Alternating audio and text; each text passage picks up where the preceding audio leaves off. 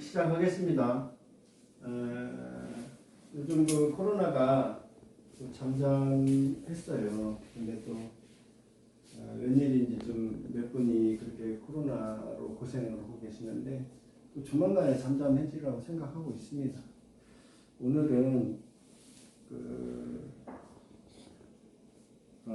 시한 시심? 시혼에 대해서 오늘은 얘기를 한번 해보려고 그래요.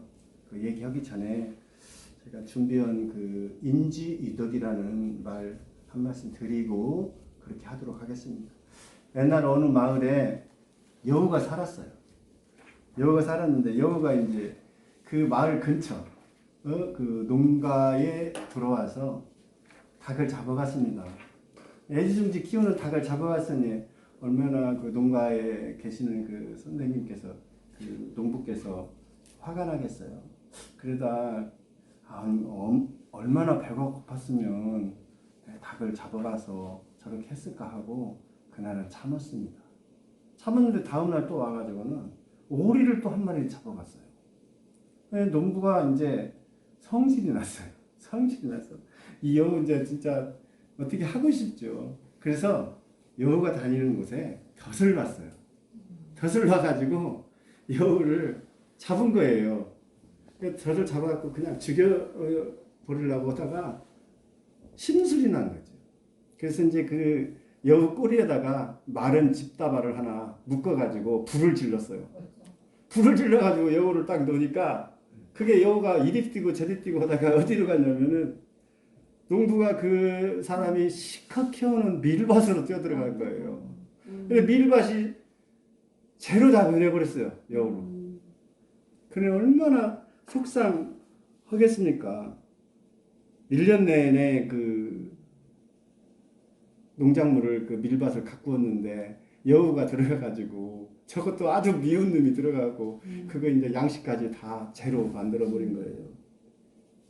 이 말은 쥐 잡으려다가 장독도 깨고 빈대 잡으려다가 초가상간 태운다는 그런 속담입니다. 그러니까 자신을 화나게 한 대상에게 평정심을 이루면 안 돼요. 예. 그 화가 결국 자신에게로 돌아온다는 말이에요. 그러니까 사람은 약하고 완전하지 않기 때문에 어떤 때 보면은 충동을 억제하지 못해요. 그러니까 노한 감정대로 말하지 말고 언제든지 그 자신을 돌아보고 또 그렇게 제가 어떤 행위를 했을 때 그런 모든 것들이 자기에게 책임이 다시 돌아온다는 것을 알아야 돼요. 그러니까 그것은 메아리와 같은 거예요. 그러니까 화내면 분명하게 화내는 이유가 있어야 되고요. 분명한 이유 없이 화내지 마셨으면 하는 그런 말씀 드리고자 이렇게 말씀드렸는데 그 말은 참는 자에게 그 복이 있다. 그 말은 뭐냐면 한자로 말하면 인지이덕이라고 그렇게 말합니다. 참는 것으로 인하여 덕을 이룬다. 그 말이거든요. 이 말은 한국 구비 문학에서 나온 말을 좀 다 아시는 게 그렇지만은 제가 한번 말씀드리고 오늘 시안, 시심, 시온의 단계를 어떻게 접근해서 시를 쓸 것인가에 대해서 오늘은 수업을 하도록 하겠습니다. 자, 시안, 시심, 시온의 단계입니다. 굉장히 어려워요. 지금부터는 약간씩 어려워져요. 일단 15강까지는. 시안이라는 것은 시의 눈으로 바라보는 거고요. 그 다음에 그 시심이라는 건 시의 마음이고요. 시혼이라는 것은 신비스러운 그런 어떤 시심의 그 혼의 단계, 그런 그 영혼의 단계를 말하는 겁니다. 그러니까 시안은 바라보거나 생각하는 단계고요. 시심은 육화의 단계예요. 그 다음에 시혼은 시를 영원히 살게 하는 신비의 단계라고 보면 되겠습니다. 그러니까 제가 계속 말하는 그 관조는 시안과 시심에서 나오거든요. 관조 단계입니다. 굉장히 어려워요. 그러니까 시를 쓴다는 것은 결국 그 무엇이겠습니까? 결국 시를 쓴다는 것은 일단 생명을 경외하고 생명을 송축하는 행위거든요. 네. 처음은 시를 쓸 때 자기 자신을 위해서 시를 써요. 그 다음에는 이웃에게 그 경유감, 이웃에 대한 경유감 때문에 또 시를 쓰기도 하거든요. 그러니까 시를 쓰는 것은 결국 자기를 향해서, 자기를 위해서, 자기 어떤 시심 그거를 뱉어내기 위해서 이렇게 시를 쓰지만 결국 그 조금 더 깊이 들어가면은 이웃을 향해서 글을 쓰는 거거든요. 그러면 시는 생명과 생명 간의 건널목이고 징검들이다. 저는 그렇게 생각하고 있습니다. 그래서 오늘은 그 시양 시심 시운을 그 본문 그 내용을 통해서 한번 알아보도록 하겠습니다. 그 독배 제작소가 있거든요. 그 독배 제작소를 우리 저기 그 강금혁 선생님 낭독해 드리겠습니다. 독배 제작소 이용우. 그의 좁고 어두운 창고는 발화를 낀 비탈길에 매달려 있다. 작업대 위에는 선풍기 한 대가 성능 떨어진 스크류처럼 뻑뻑거리고 가끔 죽은 생선을 입에 분 갈매기들이 실끈거렸다. 저녁이면 그는 절벅거리는 석양에 전신을 담그고 촉판 인쇄본인 낡은 해부학책을 탐독한다. 그가 읽는 해부학책의 대부분 휘어진 척추와 절망에 눌린 늑골을 잘라내는 방법이 기술되어 있었다. 난 마도로스가 되고 싶었던 그는 통나무를 파낼 때마다 깊어지는 허공을 밟고 내려갔다. 설계 도면에는 오래된 고뇌까지 꼼꼼히 그려져 있었고 독배가 하나씩 완성될 때마다 그의 헌멸은 정교해져 갔다. 번번이 출항이 연기되었던 이유는 자로 잴 수 없었던 용기의 오차 때문이었고 환기통을 찾지 못한 공기들은 녹슨 바람 소리를 냈다. 그는 드라이버로 세상의 뒤퉁이에 임시로 꽂혀있던 자신을 풀어낸다. 완벽한 조립은 완전한 해체를 의미하는 걸까? 톱밥 같은 날들을 훌훌 날려보내고 그의 독배는 오늘 밤 어디론가 흘러갈 것이다. 통나무에서 밀려나온 나무 껍질은 시멘트 바닥에서 알몸을 검게 말았다. 아, 네. 박수 한번 자, 독배 제작소입니다. 잘 아시지만은 돛은 항해를 위해서 있는 거고 닷은 정박을 위해서 있는 거죠. 네. 다음 주 시간에는 돛과 닷에 대해서 제가 또 한 말씀 드리고자 합니다. 오늘은 시간이 없는 관계로 그 정도만 하겠습니다. 자, 이 시는 어찌 보면은 상당히 어려울 수도 있어요. 이렇게 어떻게 길게 이렇게 써놨는지 또 우리가 일상생활에서 쉽게 접할 수 없는 일이거든요. 그러니까 일상생활에서 쉽게 접할 수 없기 때문에 좀 어렵게 느껴져요. 그러나 처음부터 한번 쭉 살펴보면은 참 재밌는 시예요. 그리고 어느 부분 때문에 이 시가 정말 좋은지 한번 살펴보도록 하겠습니다. 그는 그 좁고 어두운 창고는 이 바라라고 했는데 사실은 오타예요. 제가 잘못 쳤습니다. 우리 강금현 선생님께도 제가 일러드리려다가 깜빡했어요. 바답니다. 네. 그 좁고 어두운 창고는 바다를 낀 비탈길에 매달려 있다. 네, 지금 그 독배 제작소가 바다 옆에 지금 있는 거예요. 작업대 위에는 선풍기 한 대가 있고요. 성능 떨어진 스크류처럼 한 대가 꺽꺽거리고 돌아가고 있죠. 선풍기가 돌아갈 때 꼭 스크류가 돌아가는 것처럼 오래돼서 낡아서 그러는 거죠. 가끔 죽은 생선을 입에 문 갈매기들이 힐끔거렸다. 지금 주변을 묘사하고 있는 겁니다. 아주 잘 하고 있어요. 저녁이면 그는 그 선장이죠. 예, 독배 제작하는 사람입니다. 그는 절벅거리는 석양에 전신을 담그고, 그러니까 절벅거린다는 것은 밟히는 소리가 날 정도로 저벅저벅 절벅거리는 거죠. 예, 담그고 초판 인쇄본인 낡은 해부학 책을 탐독한다. 처음 초판 인쇄본은 처음 나온 책이잖아요. 예, 그 해부학 책. 그러니까 그 책을 탐독하는 거예요. 예, 막 그 열심히 읽는 거를 탐독이라고 하잖아요. 해부학이라는 것은 물체의 내부 형태나 구조를 연구하는 학문이에요. 특히 이제 의학적으로 많이 하죠. 해부학은. 네. 그리고 이제 여기 탐독한다는 말은 글이나 책을 열심히 읽는 거죠. 읽는 거예요. 근데 이제 숙독이라는 말도 있어요. 숙독. 우리가 숙독은 뜻을 새기면서 글을 천천히 잘 읽는 것을 숙독이라고 그럽니다. 그가 읽는 해부학 책의 대부분은 휘어진 척추와 절망에 눌린 늑골을 잘라내는 방법이 기술되어 있었다. 이 말은 휘어진 척추와 절망에 눌린 늑골은 배의 어떤 유선형, 그걸 지금 말하는 겁니다. 배를 얘기하는 겁니다. 배의 유선형을 공학적으로 지금 말하고 있어요. 노련한 마도로스, 선장이 되고 싶었던 그는 통나무를 파낼 때마다 깊어지는 허공을 밟고 내려갔다. 이건 줄치시면 좋겠습니다. 깊어지는 허공을 밟고 내려. 그러니까 통나무를 파내고 있어요. 허공이 지금 자꾸 깊어지잖아요. 예, 밟고 그대로 내려가고 있어요.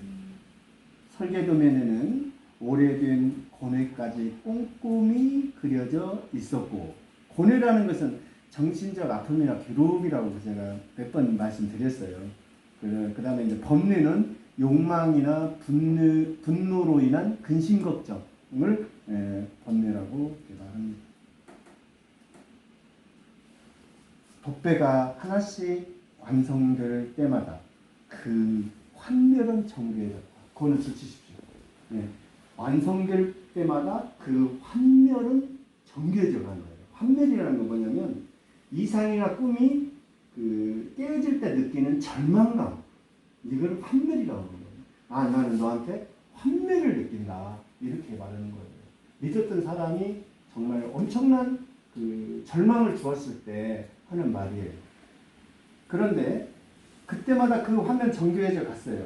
자, 번번이 출항이 연계되었던 이유는 차로 잴 수 없었던 용기의 오차예요. 용기. 차로도 잴 수 없었던 용기가 있는데 그 오차에 때문에 환기통을 찾지 못한 공기들은 녹슨 바람 소리를 냈다. 그러니까 이거를 눈을 감고 가만히 생각하면 있는 그대로 지금 쓰고 있는데 환멸이 정교해졌다는 이 말 아주 핵심을 이루고 있는 겁니다. 돛배 제작소에서요. 우리가 볼 때 여기 위에는 꼼꼼히라는 말이 있고요. 아래는 빈번이라는 말이 있어요. 이 부사인데요. 알아볼 필요가 있어요. 위에는 꼼꼼히고 아래는 빈번이에요. 예. 그러니까 이제 빈번이는 몇 미리, 꼼꼼히는 몇 미리라는 뜻이고요. 빈번이는 몇 대마다 그 말인데 꼼꼼히가 사투리예요. 비표준어. 그것도 같이 쓸 수 있어요. 히도 쓸 수 있고 이도 쓸 수 있어요. 틀리다고는 못합니다. 번번히가 있어요. 번번히는 표준말이고요. 번번히는 비표준어인 사투리예요. 그것도 틀리다고는 할 수 없어요. 그러니까 왜 번번이라고 써야지 왜 번번히라고 썼어? 이렇게 꼭 따질 필요는 없어요. 그것도 맞을 수 있고 저것도 맞을 수 있어요. 왜냐하면 사투리도 씻을 때는 같이 다 쓰기 때문에 그렇습니다. 꼭 알아두시면 좋아요. 그는 드라이버로 세상의 귀퉁이에 임시로 꽂혀있던 자신을 드러내는 거예요.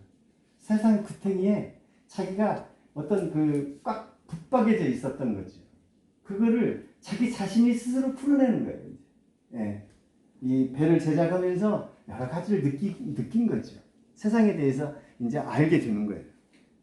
완벽한 조립은 완벽한 해체를 의미하는 거예요. 이게 대비를 시켰죠. 완벽하게 드라이버로 조립을 했어요. 그 다음에 그걸 풀어냈어요. 그럼 완벽한 해체. 그러니까 완벽한 조립이라는 것은 완벽한 해체고 완벽한 해체라는 것은 완벽한 조립으로 같이 말할 수 있는 거예요. 시에서는. 대비를 해서 극명하게 나타내고 있습니다. 톱밥 같은 날들을 훌훌 날려보내고 그 돛배는 오늘 밤 어디로 흘러갈 것이다. 또 독배를 만들었는데 오늘 밤은 어디론가 또 그 배가 항해를 할 것이다 그 말입니다.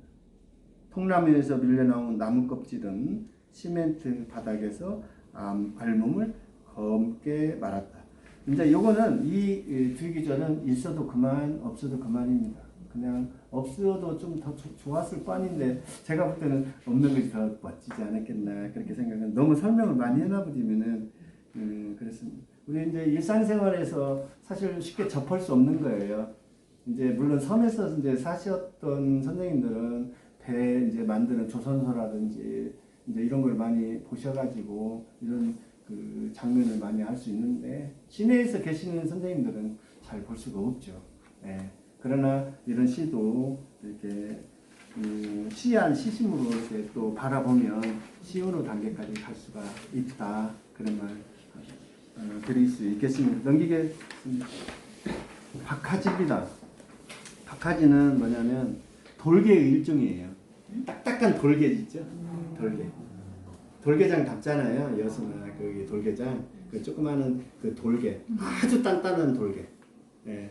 그것이 그 박하지라고 그럽니다. 그늘과 햇볕 사이. 그러니까 그늘하고 햇볕 사이에 지금 뭐가 있겠네요. 한낮이 부글거렸어요.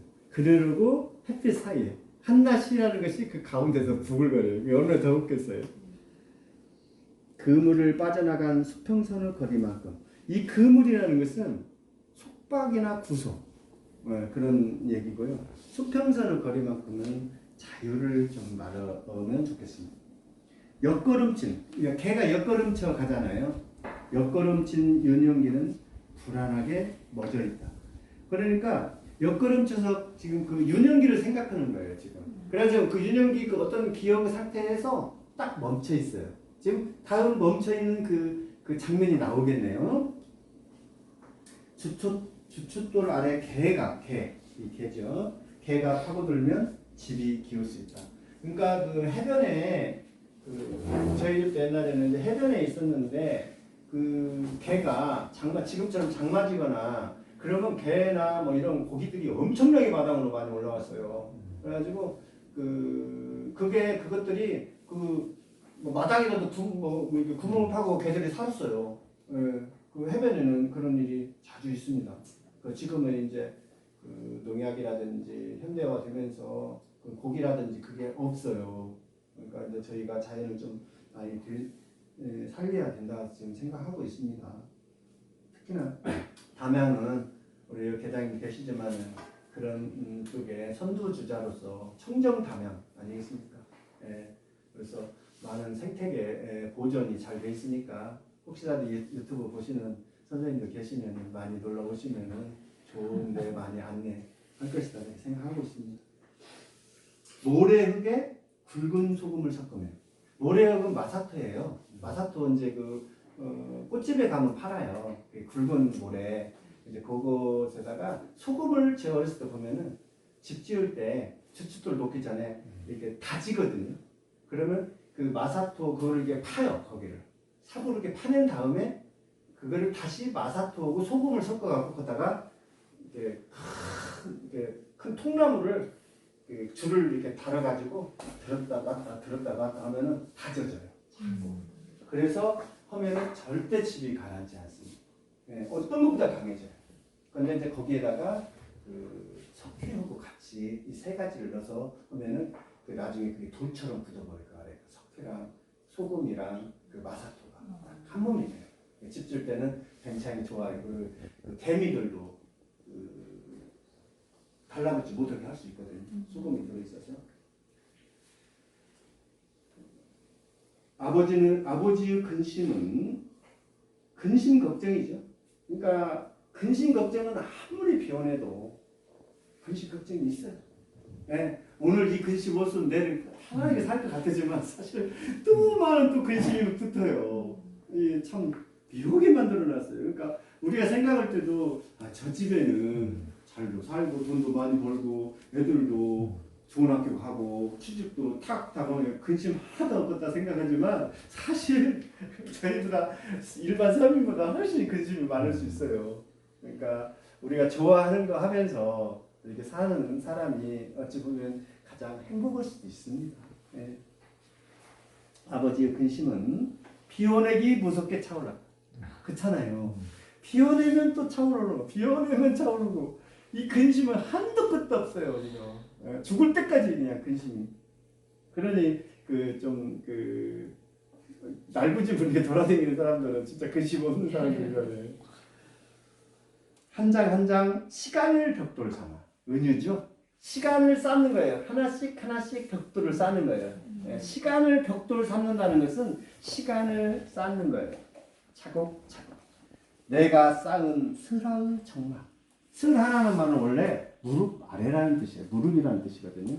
무릎 아래. 슬하. 무릎 숫자니까 그 아래를 말하는데 대체적으로 그 슬하는 아버지 밑, 보호자 밑에 있는 것들을 다 슬하라고 그래요. 석가래처럼 뻗어내린 그리움이 기우뚱거림. 석가래는 이렇게 기울어져 있잖아요. 그거를 이제 그리움이 기우뚱거림. 세월의 뿌리가 또 한낱을 세우고 있다. 그렇게 했습니다. 그래서 이게 짧은 글을 한번 봤는데 시간을 벽돌 삼았다. 한낱을 세우고 있다. 줄쳐놓고 그런 것은 여러 번 그렇게 하고요. 또 비오는 게 무섭게 차올랐다. 이 시는 아까도 나왔잖아요. 어떤 것을 대비를 시킴으로써 그 이미지를 증폭시키는 겁니다. 이 시는 있는 그대로 쓰는 것도 좋지만 좀 더 증폭시키고 큰 것은 좀 작게, 작은 것은 좀 크게 그 표현하려고 항시 노력을 해줘야 된다. 그런 말 드리고 싶습니다.